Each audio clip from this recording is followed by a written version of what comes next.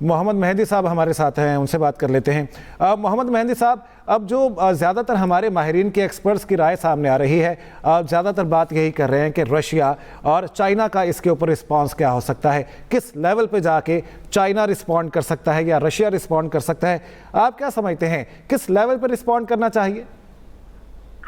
देखिए, बात असल में ये है कि हमने अभी जो पिछली जंग हुई थी उसमें देखा था कि चाइना की तरफ से सिफारती सतह के ऊपर तो इस मौजू पर बात हुई,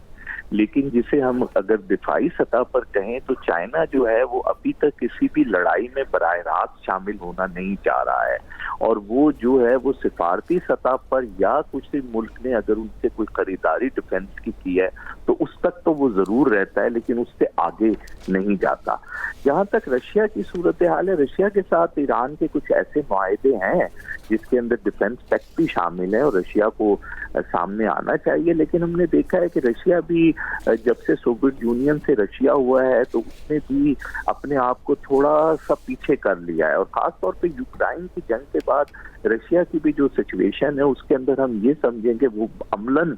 ईरान की कोई मदद करेगा तो शायद ये मुश्किल हो। लेकिन हाँ, सिफारती सतह पर और खासतौर पे यूनाइटेड नेशन के प्लेटफॉर्म से ये दोनों ममालिक जो हैं वो ईरान के लिए आवाज उठाएंगे और इस जंग को जो है वो ये जरूर कहेंगे कि ये जंग जो है ये ईरान पर थोपी गई है और अगर किसी किस्म की वोटिंग होती है तो ये ईरान के हक में वोट देंगे। लेकिन हम अमली तौर पर अगर कहें तो अमली तौर पे हमें नहीं नजर आया कि हमने ये देखा है कि ईरान के अंदर जो मुजाहरे हुए या ईरान के अंदर से जो एक बगावत की कोशिश की गई उसमें अमली तौर पे चीन ने उनकी मदद करी और चीन ने उनको जो है वो सैटेलाइट तस्वीरें भी मुहैया की। तो हो सकता है कि इस किस्म की चीजें अभी भी चीन उनके लिए करे, लेकिन जो अगर आप ये कहें कि बाकायदा लड़ाई का हिस्सा बनेगा तो ऐसा बाकायदा लड़ाई का हिस्सा नहीं बनेगा, आपकी भी यही राय है। मोहम्मद मेहदी साहब हमारे साथ मौजूद रहेगा। डॉक्टर मरियम कमाल साहिबा हमारे साथ हैं, उनकी जानिब जाते हैं। डॉक्टर मरियम कमाल साहिबा, क्या आप समझती हैं कि अमेरिका इस हद तक जाएगा कि ग्राउंड इन्वेजन शुरू कर दे? और एक और एंगल आपसे मैं जानना चाहूँगा, अगर हम डाइसेक्ट करते हैं ईरानियन पॉलिटिकल स्पेक्ट्रम को या ईरानियन पब्लिक थियोलॉजी को, तो आप क्या समझते हैं कि सब कुछ हो जाने के बाद अगर हम फर्ज करते हैं कि सब कुछ टॉपल कर लिया जाता है, रिजीम चेंज कर लिया जाता है, जो ईरानी अवाम है वो अमेरिका का साथ देंगे? मेरा नहीं ख्याल, क्योंकि मैं जैसे अगर आपको यहाँ एग्जांपल देती हूँ कि अफगानिस्तान में तालिबान का री इमर्ज होना या दोबारा स्ट्रेंथन होना और हुकूमत में आना, डेफिनेटली पावर तो थी उनके पास और वॉरफेयर इंटू गोरिल्ला वॉरफेयर भी इंटू वॉर भी थे, लेकिन उनको इंडिजिनस सपोर्ट भी थी, वो वहाँ के लोकल्स हैं। तो ये जो इंडिजिनस सपोर्ट होती है लोगों की अपने हुक्मरानों के लिए या किसी खास ग्रुप के लिए, वो इवेंचुअली मटेरियलाइज हो जाती है। जिस तरीके से बड़ी आसानी से तालिबान ने अफगानिस्तान को कुछ दिनों में कंट्रोल कर लिया, कुछ घंटों के अंदर वो काबुल पहुंच गए। और जो इतने 20 सालों का जो उनका पार्लियामेंट था, जो मोदी ने क्रिएट किया था, इंडिया ने बिल्ड किया था, और जो उसमें पार्लियामेंटेरियन बैठे थे, जो इलेक्शन हो रहे थे, करजई थी, उसके बाद अशरफ गनी, वो हुकूमतें सारी की सारी खत्म हो गई, एकदम से खत्म चीज हो गई, क्योंकि वो पपेट गवर्नमेंट्स थी, वो इंड्यूस करने की कोशिश की गई थी। और तालिबान वहाँ के इंडिजिनस लोग हैं। इसी तरह ईरान का स्ट्रक्चर अगर हम देखते हैं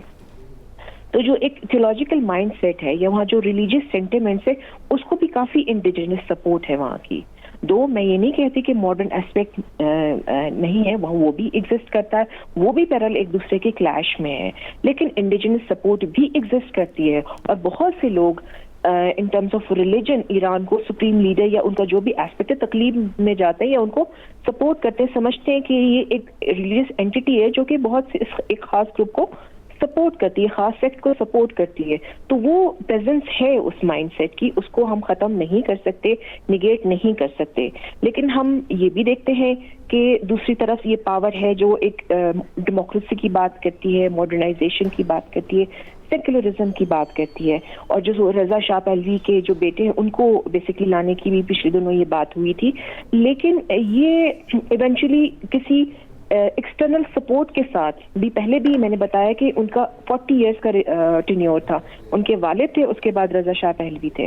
और बहुत छोटा सा ये एक टेन्योर है जिसको यूएस सपोर्ट थी उस वक्त। अब यूएस सपोर्ट अपने इंटरेस्ट के लिए ही है, जैसे अभी डिस्कशन हो रही थी कि पॉसिबल या पोटेंशियल एस्पेक्ट्स क्या हो सकते हैं कि जो यूएस इंटरेस्ट रीजन में है। सबसे पहले कि वहाँ के ऑयल, दूसरा वहाँ का जो सी रूट है स्टेट ऑफ हॉर्मुज, और तीसरा वहाँ की इंस्टेबिलिटी लाना ताकि चाइना को यानी एंटी चाइना पॉलिसीज या को सपोर्ट करता है कि वहाँ अगर इंस्टेबिलिटी होती है तो चाइना का सी पैक इससे इफेक्ट होगा। ये 3 मेजर एस्पेक्ट्स मैं समझती हूँ, ये ब्रॉडर एस्पेक्ट है या आप इसको कह सकते हैं कि ये इंडिपेंडेंट वेरिएबल्स हैं, ठीक है। लेकिन जो इवेंचुअली स्टार्ट है ये इजराइल के सर्वाइवल की जंग है सारी की सारी, और क्लाइंट रिजीम को चेंज है। लेकिन अगर देखें जिसे कहते हैं बाद में इसके क्या जो है बेनिफिट्स यूएस ले जा सकता है,